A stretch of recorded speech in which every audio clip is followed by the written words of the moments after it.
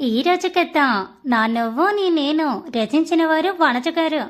అంతే, ఆ రాత్రి అలా పడుకున్నాను కానీ కలలో కూడా ఏవేవో పిచ్చి పిచ్చి సన్నివేశాలు కనపడి నన్ను భయపెట్టేలా చేశాయి. ఇదేమీ మా ఇల్లు కాదు కదా. అర్ధరాత్రి భయపడి లేచి వెళ్ళి మా అమ్మ నాన్న మధ్యలో మొడుక్కోవటానికి, అందుకే మెలకువ వచ్చి లేచినా కూడా అలాగే ఉండిపోయాను. ఒళ్ళంతా చెమటలు పట్టేశాయి. కంపు తీసి ఈ కళ నిజమవుతుందా అని అనుకుంటూ నాకు కొంచెం కొంచెం గుర్తున్న కళ గురించి ఆలోచించటం మొదలుపెట్టాను. విరాట్ వీరా ఎక్కడున్నాడని కనిపెట్టేసినట్టు. దాంతో ఆ వీరాగాడు విరాట్కి నిజం చెప్పేస్తే మా ఆయన నన్ను వదిలిపెట్టి ఇంత మోసం చేస్తావా వసు, అసలు మీ గురించి ఇలాంటివి ఎక్స్పెక్ట్ చేయలేదు అని నన్ను వదిలేసి డివోర్స్ ఇచ్చేసినట్టు. ఇదే ఛాన్స్ అనుకున్న ఆ వీరాగాడు నన్ను కిడ్నాప్ చేసి నా మెళ్ళ తాళి లాగేసి వాడు మళ్ళీ పెళ్లి చేసుకుంటున్నట్టు. నా తాళి బొట్టు అంటూ మెడ తడుముకునే నాకు అది సేఫ్గా నా గొండ మీదే కనపడటంతో రిలీఫ్గా ఊపిరి పీల్చుకొని కొన్ని వాటర్ తాగి అలాగే కూర్చున్నాను. విరాట్కి కాల్ చేద్దామో, ఈ టైంలో చేస్తే టెన్షన్ పడతాడేమో, కానీ ఎందుకో నాకు విరాట్తో మాట్లాడాలి అనిపిస్తుందని. ఏదైతే అదయిందని కనీసం ఒక 4-5 అవర్స్ అన్న టైం డిఫరెన్స్ ఉంటుంది కాబట్టి తప్పక నా మనసు మాటకే ఓటేసి విరాట్కి కాల్ చేశాను.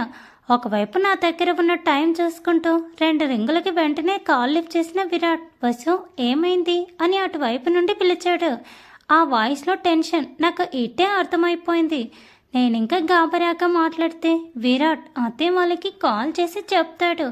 అవసరమా ఇంత రిస్క్, ఇప్పుడేం అవ్వలేదు కదా, ఏదో పిచ్చి కల అని నాకు నేను రియలైజ్ అవుతూ, ఏం లేదు విరాట్, నిద్రలో మెలకువ వచ్చేసింది, ఇక పడుకోవాలనిపించక నువ్వు ఫ్రీగా ఉన్నావేమోని కాల్ చేశాను అంతే. డిస్టర్బ్ చేస్తుంటే పడుకో అని నేను విరాట్తో అంటే, పర్లేదు ఎర్లీ మార్నింగ్ అయిపోయింది, ఇక్కడ మాట్లాడు కాసేపు అని చెప్పి నాతో రష్య కబుర్లు బోలేడని చెప్పాడు విరాట్. ఒక గంట సేపు ఆయన గారితో మాట్లాడుతూ ఉంటే నాకు అసలు సమయమే తెలియటం లేదు. అందుకే విరాట్ చెప్పేది చెవులారా వింటూ ఆస్వాదిస్తూ ఉన్నాను. తెలియకుండా నిద్రాదేవి నన్ను మళ్ళీ ఆహ్వానించినట్టు ఉంది. అందుకే ఆవలింతలు రావటంతో అవి కనిపెట్టిన విరాట్, టైం అక్కడ ఇంకా 2 or 3 అయ్యి ఉంటుంది, ఇంకాసేపు పడుకో, మార్నింగ్ కాల్ చేస్తానని చెప్పి స్వీట్గా గుడ్ నైట్ చెప్పటంతో అలాగే మళ్ళీ నిద్రలోకి జారుకున్నాను. నేను బెడ్ మీద పడిపోయి మరుసటి రోజు అంటే అదేలేండి, ఆ రోజే 7:30కి కళ్ళు తెరిచిన నాకు టైం చూసి షాక్ అయ్యి ఫాస్ట్గా రెడీ అయ్యి కిందకి వెళ్ళేసరికి అత్తయ్య నా కోసం టిఫిన్ ఇంకా లంచ్ బాక్స్ ప్రిపేర్ చేసి పెట్టింది.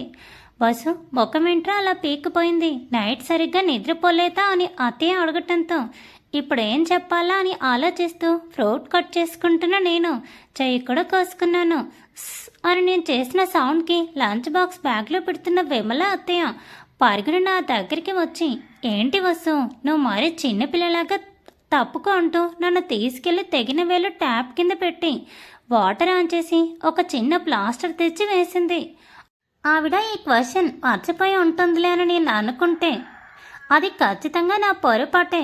కాసేపు నేను స్థిమితపడ్డాక మళ్ళీ అడిగింది, ఏమైంది వసు అని.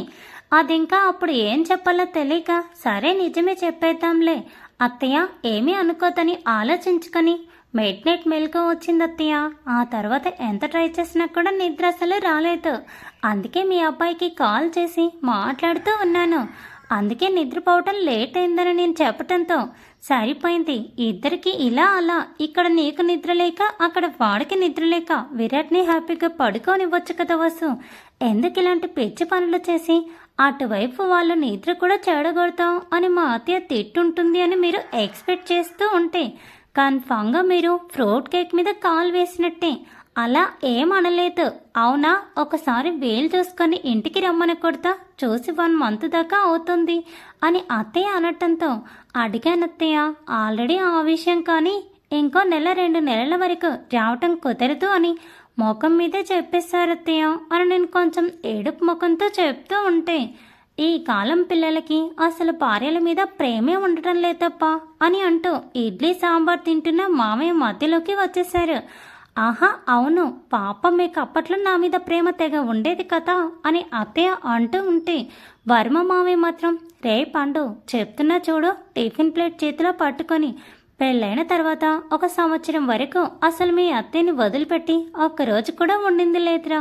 నాకు బయట ఎంత బిజినెస్ వర్క్ ఉన్నా కూడా మీ అత్తయ్య కొంగు పట్టుకుని తిరిగేవాడిని అని మామయ్య కూడా అంతే అమాయకంగా చెప్తూ ఉంటే ఒక వార్నింగ్ లుక్ ఇచ్చేసి అత్తయ్య కిచెన్లోకి వెళ్ళిపోయారు. అవునా మామయ్య, నిజమా అని నేను అంటూ ఉంటే, మరి ఆ లుక్ చూసినావు కదా, ఈ ఏజ్లోనే ఇంతలా భయపెడుతుంది అంటే ఆ ఏజ్లో ఇంకా ఆ చూపుల్లో వేడి ఎంత ఉండేదో నువ్వు ఊహించుకో. నేను చెప్పలేనమ్మా. మీ అత్తయ్య ఇలాగే నువ్వు కూడా విరాట్ని కంట్రోల్ పెట్టాలని నీకు సింబాలిక్గా చెప్తున్నానురా పండు అని మావయ్య నాకు సపోర్ట్ చేయటంతో నేను చూసిన చూపును బట్టి విరాట్ నా మనసులో ఏముందో నేనేం చేయాలనుకుంటున్నానో కనిపెడతాడు. కానీ భయపడటమా, అది అసలు ఈ జన్మలో జరుగుతుందా? ఛాన్స్ లేదు. వచ్చే జన్మలోనన్నా ట్రై చేసుకుంటాం. ఇవన్నీ మనకెందుకు, ముందు ఆ కాలేజీకి ఏదో పోయి వచ్చేస్తే సరిపోతుంది అనుకుంటూ బ్యాగ్ తీసుకొని తెగిన వేలితో టిఫిన్ తినలేక ఫ్రూట్స్ నోట్లో కుక్కేసుకుని డ్రైవర్ బాబాయ్తో కలిసి కాలేజ్కి వెళ్ళిపోయాను. అత్తయ్య మామయ్యలకి బాయ్ చెప్పేసి ఇంకేముంది, కాలేజ్కి వెళ్ళినా కూడా మళ్ళీ సేమ్ సీన్ రిపీట్. మన ఈషా నుండి ఏమైందే, మీ ఆయనకి చెప్పావా? ఆ వీరయ్య ఎక్కడున్నాడు కనుక్కుంటా అని చెప్పాడా సార్ అని ఈషా అడుగుతూ ఉండటంతో నేనైతే చెప్పాను కూడా, తెలుసుకుంటాను అన్నారు అని చెప్తూ లెక్చర్ ఇచ్చాక ఆమె చెప్పే లెసన్ మీద కాకుండా విరాట్తో డ్రీమ్స్లోకి వెళ్ళిపోయి నిద్రని అతి కష్టం మీద ఆపుకుంటూ ఆఫ్టర్నూన్ వరకు గడిపేశాను. నేను మధ్యాహ్నం మా అత్తయ్య ప్రిపేర్ చేసిన లంచ్ బాక్స్ ఈషాతో షేర్ చేసుకుంటూ తింటూ ఉంటే అది మాత్రం దాని బాక్స్ పక్కన పెట్టి నా క్యారీ లాక్కుని మరీ లొట్టలేసుకుంటూ తింటుంది. ఏంటని నేను అడిగితే, మేము అమ్మి చేసిన ఈ టమాటో రైస్ అదిరిపోయింది వస్తా, అందుకే తింటున్నాను. ఏమనుకో కదా, మీ మమ్మీ నీ దగ్గరే ఉంటుంది కాబట్టి నువ్వు ఎప్పుడు కావాలంటే అప్పుడు ఎంతైనా తినచ్చు. నాకు నువ్వు క్యారీ తెచ్చినప్పుడే కాబట్టి తింటున్నాను అని అది అంటూ ఉంటే, చేసింది మా మమ్మీ కాదు మా అత్తయ్య అని చెప్పాను నేను. ఓ, నువ్వు మీ అత్తగారింట్లో ఉంటున్నావు కదా, మర్చిపోయాను. మీ మమ్మీ అనుకున్నాను. వావ్, మీ అత్తయ్య చాలా గ్రేట్ వసత. కోడల్ని కాలేజ్కి పంపిస్తూ ఆమె కోసం లంచ్ బాక్స్ అని ప్రిపేర్ చేస్తుంది అంటే నిజంగా చాలా గ్రేట్ అని చెబుతూ నాకు కూడా మిగిల్చకుండా మొత్తం తినేసింది ఈషా. సర్లే, ఇష్టపడింది కదా అని నేను కూడా లైట్ తీసుకొని క్యాంటీన్కి వెళ్ళి ఒక డబుల్ ఎగ్ రోల్ కొమ్మేశాను. ఇదే సందులే అని. ఎందుకంటే విరాట్కి చెప్పి తింటే తిడతాడు. అత్తయ్యకి క్యారీ వద్దని చెప్తే ఆవిడ కన్ఫర్మ్ తిడుతుంది. అందుకే ఇదే ఛాన్స్ అనుకొని కొమ్మేశాను నేను. మళ్ళీ ఏముంది, యాజ్ యూజువల్గా మధ్యాహ్నం మిగిలిన 3 క్లాసులు ఫినిష్ చేసుకునేసరికి డ్రైవర్ బాబాయ్ నా కోసం బయట వెయిట్ చేస్తూ ఉన్నాడు. ఇదేంటి, విరాట్ పొద్దున కాల్ చేస్తూ ఉన్నాడు, ఇంతవరకు చేయలేదని ఆలోచిస్తూనే ఇంటికి వెళ్ళిపోయాను నేను. రెడీ అయ్యేసి కిందికి వచ్చి అత్తయ్యతో ముచ్చట్లు పెట్టే టైంకి నాకు మా రఘు నుండి కాల్ వచ్చింది. ఆ కాల్ సారాంశం, ఒకసారి ఇంటికి రావచ్చు కదా అమ్మా అని. కానీ నాకు ఇప్పుడు వెళ్ళాలి అనిపించటం లేదు. ఈ వీరగాడి మ్యాటర్ అయితే ఒకటి తేలిపోతే నేను కొంచెం ఫ్రీ అవుతాను. అప్పుడు అమ్మ వాళ్ళ ఇంట్లో ఎంజాయ్ చేస్తాను అనుకుంటూ కొన్ని రోజుల తర్వాత వస్తానులే రఘు అని సున్నితంగా తిరస్కరించి అమ్మతో ఇంకాసేపు మాట్లాడేలోపు నాకు వీరగాడు ఫోన్ ఆన్ చేసినట్టు మెసేజ్ వచ్చింది. అమ్మయ్య, ఇక ఒక టెన్షన్ తీరింది. వీడికి కాల్ చేసి కొంచెం గడ్డి పెట్టి ఇంటికి పంపిద్దాం అనుకునేసరికి అత్తయ్య కిచెన్లో కొంచెం వర్క్ ఉంది అని పిలవటంతో సర్లే తీరిగ్గా ఫోన్ చేద్దామనుకుంటూ అత్తయ్యకి హెల్ప్ చేయటంతో పడిపోయాను.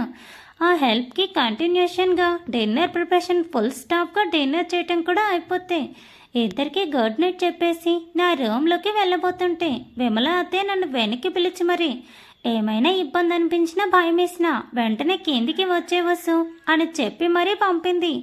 సరే అంటూ తలుపి గబగబా మా రూమ్లోకి వెళ్ళిపోయి ఆ వీరగాడి నెంబర్కి కాల్ చేసి హలో అని అనగానే అటువైపు నుండి హలో అన్న బేస్ వాయిస్ వినపడటంతో నా కార చేతుల్లో చెమటలు పట్టాయి.